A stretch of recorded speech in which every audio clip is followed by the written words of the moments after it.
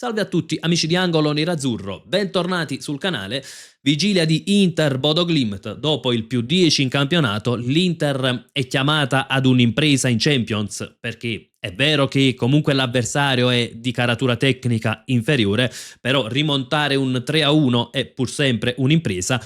E chiaramente quindi ci sarà bisogno di un Inter in formato grandi occasioni, magari perché no, anche con qualche variazione dal punto di vista tattico, e andremo proprio a vedere cosa potrebbe fare l'Inter, la solita Inter, quindi col 3-5-2, e come invece io giocherei la partita di domani sera, cercando ecco di sfruttare quelli che sono i punti deboli del Bodo Glimt.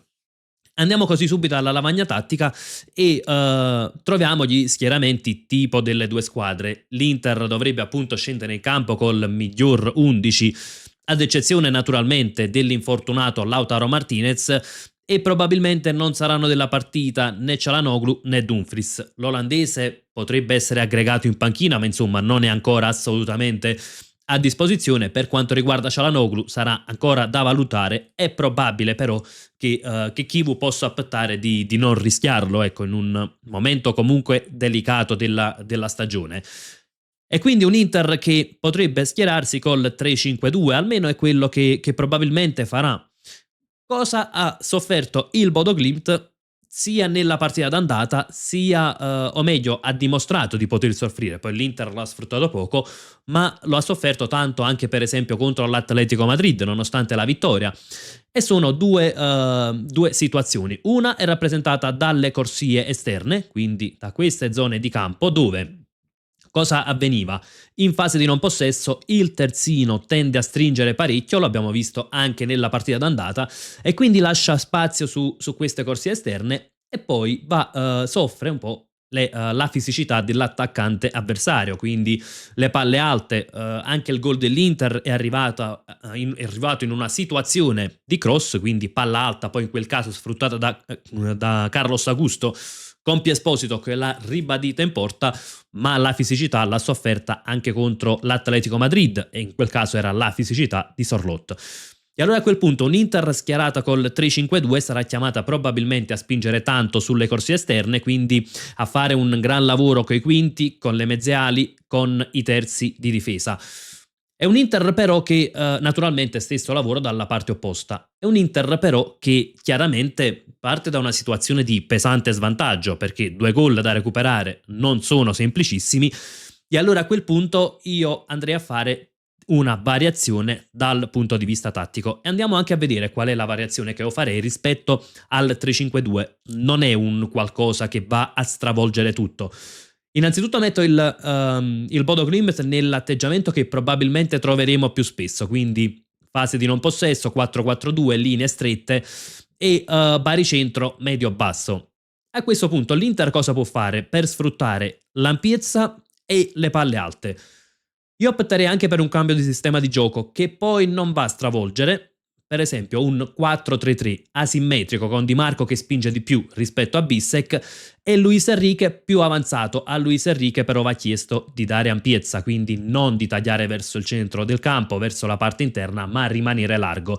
Più Esposito naturalmente prima punta, Thuram che è vero non è al meglio, però io terrei Bonni in panchina per utilizzarlo poi magari nel secondo tempo e sfruttare la sua freschezza, da far partire leggermente più largo. Cambierei anche la linea mediana con Barella magari da schierare sul centro-sinistra, e andremo a vedere anche il perché di questa scelta, e Diouf da mettere sul centro-destra. Andiamo innanzitutto a vedere dal punto di vista della fase di possesso, perché dico che l'Inter in questo modo potrebbe creare maggiori difficoltà al Bodo Glimt. Thuram parte largo, ovviamente la tendenza di Thuram non sarà quella a rimanere largo in fascia, ma a tagliare. In questo modo Di Marco può spingere anche Bastoni, e quindi troviamo un qualcosa che solitamente vediamo anche col classico 3-5-2. Barella in questa posizione può andare a coprire, perché di qua c'è Di Marco, quindi chiaramente un Di Marco che spinge tanto poi ha bisogno di qualcuno che copra, anche nelle marcature preventive per esempio. E quindi in questo modo l'Inter partirebbe con esterni più larghi già pronti a dare ampiezza e ad avere tanta spinta sulla corsia esterna. È vero, questa non è una novità. La differenza potrebbe farla la corsia di destra, dove Luis Enrique già parte più largo. Avere Diouf in questa posizione assicura una mezzala che spinge decisamente di più rispetto a Barella, per esempio, perché Diouf è bravo nella progressione, ha il coraggio di puntare anche all'avversario, di provare un'accelerazione. Lo abbiamo visto nella trasferta di Lecce, dove comunque 2 sue accelerazioni hanno poi permesso di vincere la partita.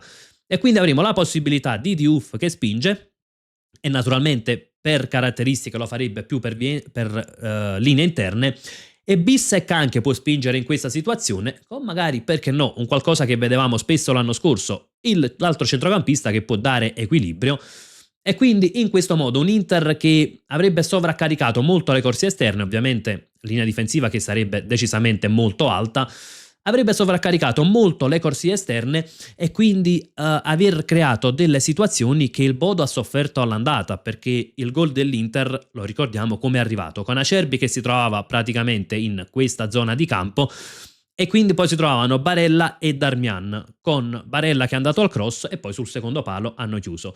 In questo modo si va a sovraccaricare appunto la corsia esterna, si va a dare ampiezza, e quindi qui Luis Enrique da una parte e probabilmente Di Marco o Bastoni dall'altro dovranno essere molto larghi per sfruttare appunto queste zone laterali. Thuram parte da questa posizione ma poi si accentra appunto per dar peso all'attacco, e abbiamo un Diouf che comunque va a muoversi tra le linee.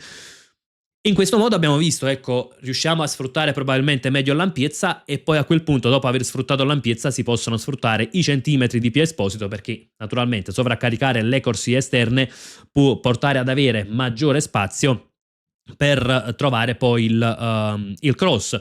Naturalmente il Bodo Glimt probabilmente seguirebbe i nostri calciatori, però per dire, già l'avanzata di Bissek toccherebbe ad Auge seguirla.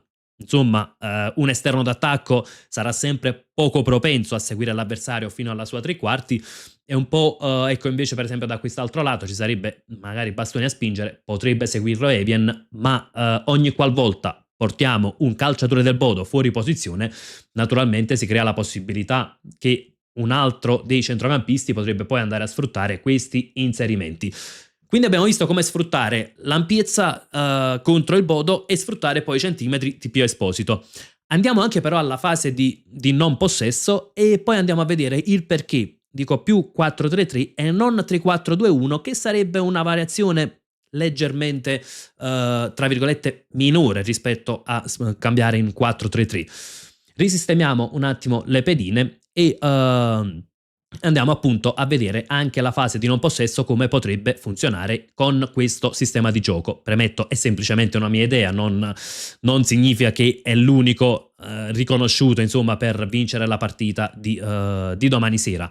Risistemiamo anche le pedine del Bodo. In fase di non possesso è un Inter che potrebbe essere un tantino simile anche a quando gioca col 3-5-2, forse con minor copertura sulla corsia di destra, e spiego anche il motivo. Probabilmente si andrebbero a creare dei duelli uomo su uomo, quindi Bastoni, Akanji e Bissek a formare una sorta di difesa a 3, e quindi a lasciare anche eventualmente il 3 contro 3. Ovviamente c'è comunque Di Marco che può aiutare da questo lato, e qui ci sarebbe poi naturalmente Luis Enrique che sarebbe chiamato ad un lavoro a rientrare nel momento in cui magari attacca il terzino, e quindi Luis Enrique dovrebbe seguirlo, oppure se non mi aspetto che il Bodo attacchi con tutti i centrocampisti, Zielinski può scalare e dare un aiuto a Bissek magari nel contenere Auge. Perché 4-3-3 e non 3-4-2-1? Abbiamo visto che quando riparte il Bodo, poi ripeto, un 4-3-3 un po' asimmetrico, quindi con Di Marco che spinge di più rispetto a Bissek, quindi un po' una sorta di difesa a 3,5, ecco, per intenderci.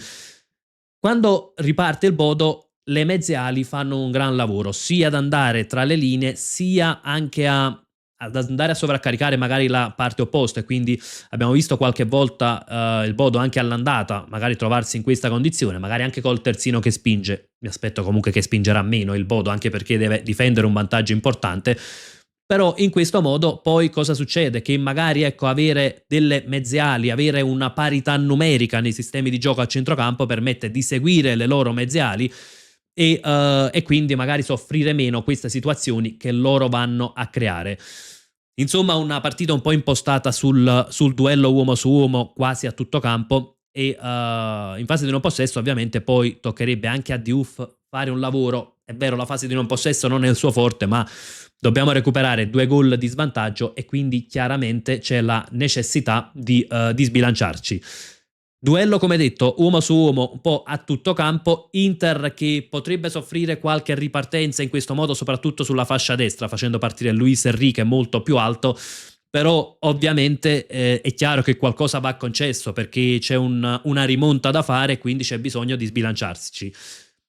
Berni potrebbe essere un'opzione anche nel secondo tempo, perché se l'Inter, ecco, o al posto di Thuram eventualmente, quindi per avere poi quella possibilità di avere forze fresche, e sia eventualmente al posto di Luis Enrique, quindi schierare proprio i 3 attaccanti, perché no, magari anche più stretti, e quindi che potrebbero stringere ulteriormente i terzini del Bodo Glimt, e poi avere, ecco, più spinta sulle corsie esterne, con Bissek che sarà chiamato comunque a fare un lavoro forse leggermente diverso rispetto al solito. Naturalmente non ci aspettiamo che vada sempre in proiezione offensiva a dare ampiezza, però insomma che spinga sì, ed è nelle sue corde, ecco, fisicamente fare quel tipo di lavoro. In quel caso però con Bonny, eventualmente, ripeto, a partita in corso, perché non brucerei la possibilità di schierare tutti gli attaccanti dal primo minuto, con Bonny in questa posizione, a quel punto poi qui ci sarebbe bisogno però di un centrocampista che potrebbe dare ampiezza, quindi o spostare Barella o comunque inserire qualcun altro qui, perché poi va data ampiezza da questo lato, e mentre sulla sinistra avremmo Di Marco a dare l'ampiezza, sulla destra difficile chiedere a Bissek di dare addirittura l'ampiezza come un vero e proprio terzino tipico. Altra situazione, e chiudiamo appunto con questa mia idea tattica, è la possibilità poi di eventualmente, mettiamo l'Inter parte con questo sistema di gioco, riesce a sbloccare presto la partita, o magari, perché no, la mette anche sul binario, sul doppio vantaggio, e quindi non ha più bisogno di sbilanciarsi troppo, si può tornare tranquillamente al classico 3-5-2 e senza, ecco, andare poi a sfruttare cambi o eventualmente degli slot. Come visto non sarebbe una variazione che va insomma a fare un qualcosa, ecco, di completamente nuovo in campo. Significherebbe semplicemente avere Luis Enrique un po' più alto e Thuram un po' più largo, cosa che potrebbe permetterci di sfruttare maggiormente, ecco, l'ampiezza, che è un punto debole del Bodo Glimt. La scelta di Uff sarebbe semplicemente per avere un centrocampista pronto più, ecco, a puntare l'avversario e a saltarlo. È vero, abbiamo anche Frattesi che fa un lavoro di inserimento, che fa un lavoro ad andare ad attaccare tra le linee. La differenza però è che Frattesi va servito tra le linee oppure nell'area avversaria, Diouf ha la capacità di andare in progressione palla al piede, quindi ecco, le sue accelerazioni possono un po' mettere in difficoltà il Bodo Glimt, possono in un certo senso spaccare la partita, ovviamente tra virgolette, perché non è un giocatore che insomma entra e cambia completamente il corso del match, però caratteristiche che poi possono essere utili nel momento in cui il Bodo Glimt è chiuso in difesa, nel momento in cui il Bodo Glimt chiude gli spazi, e quindi andare a creare da quel lato una densità con Luis Enrique, Diouf più Bissek che arriva dalle retrovie, ecco, potrebbe farci sfruttare quello scatto di Diouf. Ovviamente Luis Enrique sarebbe chiamato, visto che si troverebbe anche in un ruolo a lui più congeniale, sarebbe chiamato a dare qualcosa in più rispetto alle ultime partite, o meglio rispetto praticamente a tutta la stagione. Fatemi sapere la vostra nei commenti, se siete d'accordo con questa mia idea tattica, se secondo voi potrebbe funzionare questo 4-3-3 o 4-3-3 mascherato, ecco, che dir si voglia, però insomma se questa soluzione potrebbe aiutare l'Inter ad avere più peso offensivo e quindi ad avere la possibilità di ribaltare il match, oppure se partireste con il classico 3-5-2, magari con un baricentro più alto. Come al solito confrontiamoci nella sezione commenti, come sempre invece io vi lascio con un gran bel Forza Inter!